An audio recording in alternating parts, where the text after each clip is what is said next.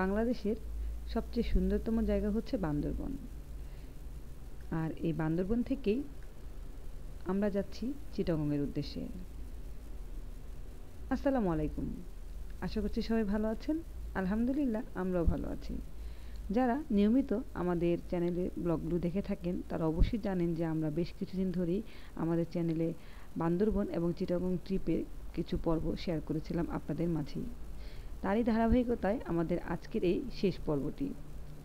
আমরা বান্দরবন থেকে check out করে চলে এসেছিলাম চিটাগং রেলওয়ে স্টেশনের রোডে অবস্থিত দ্য অ্যালিনা হোটেল অ্যান্ড সুইটসে। চিটাগং থেকে বান্দরবন যাওয়ার পূর্বেই আমরা এই হোটেলটি বুক করেছিলাম। আর আমাদের আজকের পর্বটি আমরা সাজিয়েছি আমরা শেষ দিনে চিটাগংয়ে কী করেছিলাম এবং এই হোটেলের ভালো মন্দ সব কিছু। আশা করছি পুরো ভিডিও জুড়ে আমাদের সঙ্গে থাকবেন। চলুন তাহলে কথা না বাড়িয়ে আর মূল ভিডিওতে যাওয়া যাক। আমরা চেয়েছিলাম রেলওয়ে স্টেশনের পাশে একটি ভালো মানের হোটেল, কেননা যেহেতু আমরা রেল যোগে আবার ঢাকায় ব্যাক করব, তাই অনেক দূরত্ব নিয়ে কোথাও থাকতে চাইনি। এই হোটেলটি সেরকম একটি লোকেশনে ছিল বলে এটি বুক করেছিলাম। হোটেলের রুমটি মোটামুটি বেশ ভালো ছিল, কমফোর্টেবল ছিল, শুধু কিছু সার্ভিসের প্রবলেম ছিল। যেমন এখানে কোনো গরম পানি করার আসলে পাত্র বা কেটলি ছিল না, যেটি যাদের সাথে বাচ্চা থাকবে তাদের জন্য খুবই জরুরি ছিল। যেমন আমার জন্য তো অবশ্যই খুব জরুরি ছিল, বাচ্চার দুধের জন্যে কিংবা অন্যান্য কাজের জন্যে, যা এখানে আসলে ছিল না। আর এছাড়া অন্যান্য কমপ্লিমেন্টারি যা থাকার দরকার মোটামুটি তা ছিল ঠিকই। বাকি সার্ভিস আসলে আপনাদের চেয়ে নিতে হবে, এতটুকুই। তারপরও মোটামুটি একটা দিন থাকার জন্যে ভালো ছিল, অতটা খারাপও ছিল না।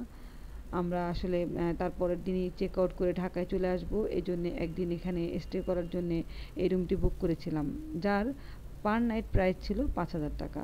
তারপরও আপনারা একটু দেখে শুনে বুঝে চাইলে আরও ভালো মানের হোটেলও পেয়ে যাবেন এর আশেপাশেই। আমাদের আসলে সময় ছিল না বলে আমরা খোঁজ নিতে পারিনি।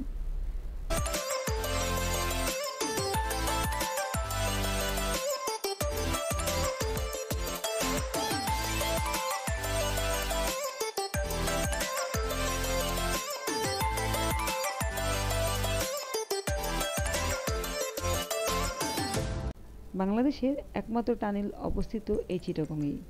নাম শোনেননি এমন কেউ বোধহয় এখন আর নেই। চিটাগং এসেছি আর সেই টানেলই দেখব না, তা কী করে হয়। তাই তো আমরা হোটেল থেকেই একটি গাড়ি বুক করে আমাদের সারাদিনে কোথায় কোথায় যাব তা ঠিক করে নিয়ে টানেলের উদ্দেশ্যেই সর্বপ্রথম রওনা হলাম। টানেল সম্পর্কে ছোট্ট একটি ইনফরমেশন দিতে চাই, তা হচ্ছে এই টানেলে যদি আপনারা যেতে চান, এখানে কিন্তু কোনো প্রকার সিএনজি কিংবা হুন্ডা অ্যালাউ না, শুধুমাত্র প্রাইভেট কার কিংবা বাস এগুলো যোগে যেতে পারবেন। সেক্ষেত্রে আপনাদের প্রাইভেট কারই হবে একমাত্র সম্বল। যাই হোক, এই টানেলের টোল কিন্তু 400 টাকা, যাওয়া এবং আসায় উভয় ক্ষেত্রেই কিন্তু আপনাদেরকে 400 মোট 800 টাকা দিতে হবে।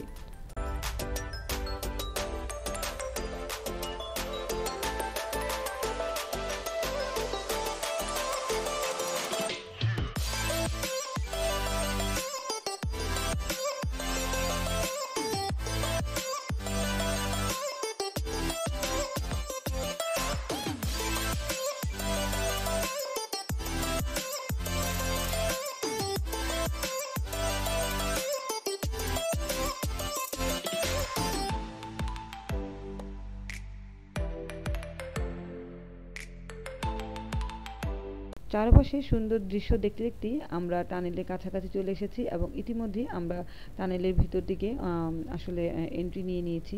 আপনারা দেখতেই পাচ্ছেন টানেলটি কর্ণফুলী নদীর তলদেশে অবস্থিত এবং খুবই সুন্দর, না দেখলে আসলে বোঝার উপায় নেই। যারা বিশ্বের বিভিন্ন দেশে থাকেন তারা হয়তো বা এই ধরনের টানেল অনেক দেখেছেন, তাদের কাছে হয়তো বা অবাক করার মতো কিছু নেই, কিন্তু আমরা যারা দেশের অভ্যন্তরেই থাকি তাদের জন্য অবশ্যই এটি একটি সুন্দর এবং অবাক করার বিষয়। যাই হোক, দেখতেই পাচ্ছেন টানেলে এটি হচ্ছে যাওয়ার রাস্তা এবং ঠিক অপর সাইডে হচ্ছে ওখান থেকে ব্যাক করার একটি রোড রয়েছে। দুটি আলাদা আলাদা, পাশাপাশি কোনো রোড নয়। এটি সম্ভবত দুর্ঘটনা এড়ানোর জন্য এ ধরনের ব্যবস্থা। দেখতেই পাচ্ছেন অনেক লাইটের ব্যবস্থা করা আছে এখানে, খুব সুন্দর। যখন আপনারা যাবেন তখন আপনাদের কাছে একটু অন্য রকমের ফিল হবে। যাই হোক, আশা করছি যারা চিটাগং যাবেন অবশ্যই আপনাদের ট্যুর প্ল্যানে এই কর্ণফুলী টানেলটি ভিজিট করার একটি প্রোগ্রাম রাখবেন। তাহলে আপনাদের কাছেও ভালো লাগবে যে আমাদের দেশের একটি সুন্দরতম স্থান আপনারা ভিজিট করতে পেরেছেন।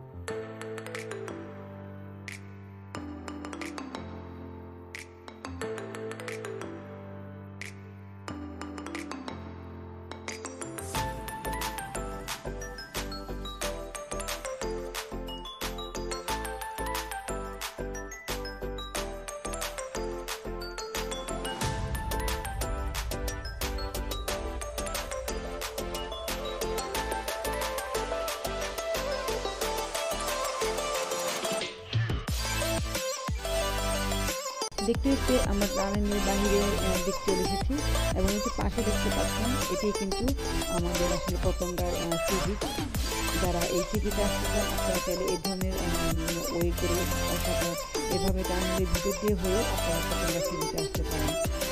পতেঙ্গা সি বিচে আমি এর আগেও এসেছিলাম, তবে তখন এতটা আসলে উন্নত ছিল না, এরকম ছিল না। এখন আসলে যা দেখতে পাচ্ছি খুব ভালো লাগছে, দুপাশে খুব সুন্দর গাছের সারি, এছাড়াও রোড সব কিছু খুব সুন্দর হয়ে গিয়েছে। আগের বার যখন গিয়েছিলাম তখন ভালো লাগেনি, অনেক বেশি আসলে রাস্তা ভাঙা ছিল।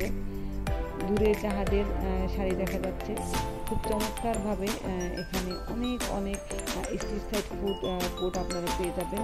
অর্থাৎ যারা স্ট্রিট ফুড খেতে ভালোবাসেন কিংবা বিভিন্ন ধরনের খাবার এখানে সবই পেয়ে যাবেন। বাচ্চাদের জন্য ছোটো ছোটো রাইডের ব্যবস্থাও করা হয়েছে এই পতেঙ্গা দ্বীপে।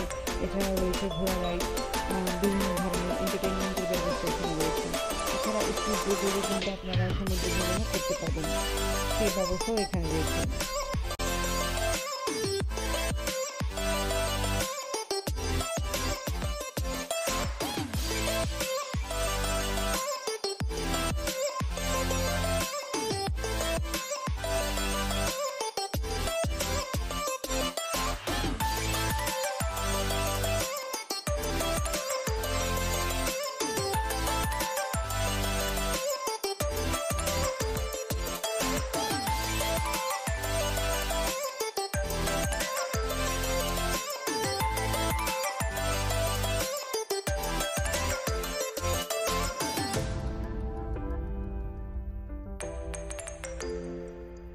আমরা যেদিন গিয়েছিলাম সেদিন খুব ভিড় ছিল, অনেক স্কুল কলেজের পিকনিক এ ধরনের বাস ছিল, এছাড়াও ট্যুরিস্ট অনেক ছিল। দেখতেই পাচ্ছেন অনেক মানুষ ছিল। আমরা আসলে মোটামুটি একটু ঘুরেছিলাম, তবে নিরিবিলি হলে জায়গাটা আমার জন্য বেশ ভালো লাগতো। তারপরও সবাই তো দেখতে চায় সুন্দর জায়গা, এই হচ্ছে কথা। সবার জন্য এই জায়গা উন্মুক্ত। তাই আমরা এখান থেকে বের হয়ে আমাদের যাত্রা পথ ছিল আসলে নেভেল বিচের উদ্দেশ্যে। নেভেল বিচটাও কিন্তু অনেক সুন্দর। আমি ব্যক্তিগতভাবে কখনো যাইনি, কিন্তু যতটুকু দেখেছি অনলাইনের মাধ্যমে আমি জানি অনেক সুন্দর। কিন্তু নেভেল বিচে আসলে এখন কনস্ট্রাকশন চলছে, তাই আমরা সেখান থেকে চলে এসেছিলাম বোট ক্লাবে। আপনাদের মাঝে একটি কথা অবশ্যই বলতে চাই, চিটাগং আসবেন অবশ্যই অবশ্যই আপনারা বোট ক্লাবটি দেখার জন্য কিংবা এখানে ঘোরার চেষ্টা করবেন, কারণ বোট ক্লাবটি অসম্ভব সুন্দর, যা আসলে না দেখলে বোঝার মতো নয়। এখানে বাচ্চারা আসলে সবচেয়ে বেশি এনজয় করবে, কারণ এখানে বিশাল বড় পরিসরে একটি পার্ক রয়েছে, কিডস জোন রয়েছে, সেই সাথে খোলা আকাশের নিচে একটি খুব সুন্দর রেস্টুরেন্ট রয়েছে। এখানে ঘুরে ফিরে হেঁটে আপনাদের কাছে খুব ভালো লাগবে। তবে চেষ্টা করবেন এখানে বিকালের দিকে যাওয়ার জন্যই, না হলে অনেক গরম এবং খুব রৌদ্রও লাগবে, যেহেতু এটি একটি খোলা স্থান। আমরা বিকেলই হয়ে গিয়েছিল যেতে যেতে, আমাদের খুব ভালো লাগছিল আসলে চারপাশটা দেখে হাঁটতে। এটি চিটাগং বোট ক্লাব নামে পরিচিত। এখান থেকে অবশ্য কর্ণফুলী নদীর যে জাহাজ চলাচল তাও আপনারা দেখতে পাবেন। অর্থাৎ একসাথে জাহাজ যাওয়া এবং আকাশ দিয়ে প্লেন যাওয়া দুটোই কিন্তু আপনারা এখান দিয়ে উপভোগ করতে পারবেন। তার কারণ হচ্ছে বোট ক্লাবের অপোজিটেই হচ্ছে চিটাগং এয়ারপোর্ট, তাই এখান থেকে প্লেন যে উড্ডয়ন করে কিংবা প্লেন যে নামে তার সবটাই দেখতে পাবেন। খুব খুব মনোরম একটি দৃশ্য আসলে, না দেখলে আসলে বোঝার উপায় নেই যে কত সুন্দর লাগে। আমরা খুব এনজয় করেছিলাম এই জায়গাটিতে।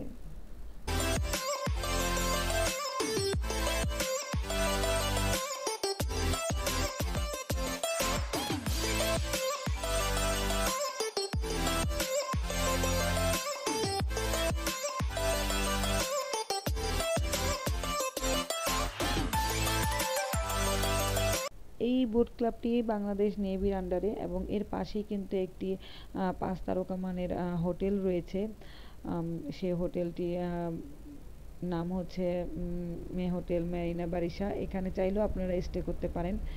আমরা চেয়েছিলাম এখানে থাকতে, কিন্তু আমরা তখন বুকিং পাইনি। এখানে কিন্তু একটি ক্যাফেটেরিয়া কিংবা ডেজার্টের দোকানও রয়েছে, খুব ভালো। এখানে অনেক মানের খাবার পাওয়া যায়, কেক পেস্ট্রিজ রয়েছে, এখানে চকলেটস রয়েছে, অনেক আইটেমস রয়েছে। আমরা এখান থেকে কেক খেয়েছিলাম, আমার বাচ্চাদের জন্য কেক নিয়েছিলাম, কিছু বিস্কিটস নিয়েছিলাম। খাবারের মান কোয়ালিটি খুব ভালো ছিল এবং প্রাইসটাও কিন্তু খুব রিজনেবল ছিল।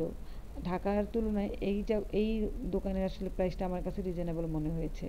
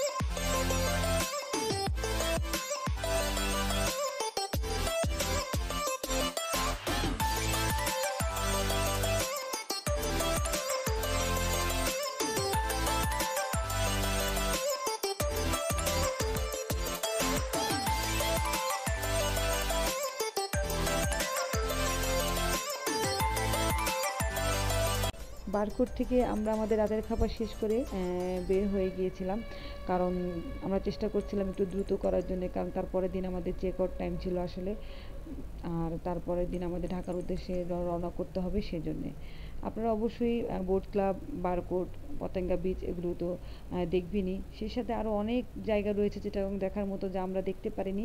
আপনারা অবশ্যই তা ঘুরে যাবেন। যাই হোক, আমরা দেখতেই পাচ্ছেন আমরা রওনা দিচ্ছি আমাদের হোটেলের উদ্দেশ্যে। আর আমাদের হোটেলে দেখতেই পাচ্ছেন এটি হচ্ছে নেক্সট মর্নিংয়ের ভিডিও ক্লিপ। আমরা ব্রেকফাস্ট করার জন্য চলে এসেছি। এই হোটেলের ব্রেকফাস্ট আগের হোটেলের তুলনায় কিছুটা বেটার ছিল।